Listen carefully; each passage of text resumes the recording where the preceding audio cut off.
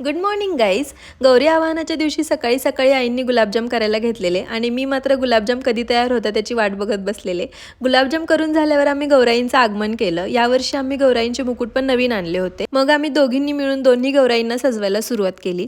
तो दिवस गौराईंना साडी नेसून दागिने घालून पूर्ण तयार करण्यातच गेला, कारण सगळी सजावट झाली तरी सारखं असं वाटत राहतं की आपलं काही विसरलं तर नाही ना. आणि मग सजावट केल्यानंतर आमच्या गौराई अशा दिसत होत्या. मग दुसऱ्या दिवशी हळदी कुंकू असतं, त्यामुळे मम्मीनं बोलावलेलं. मग वेळात वेळ काढून आम्ही तिच्याकडे पण गेलेलो. तिच्या गौराई पण बघा किती सुंदर दिसत होत्या. मागच्या वर्षी हा दिवा आणलेला, त्यातले सेल संपलेले. मग जाता जाता त्यासाठी नवीन सेल पण घेतले आणि पटकन घरी गेलो, कारण घरी जाऊन अजून बरीच कामं होती.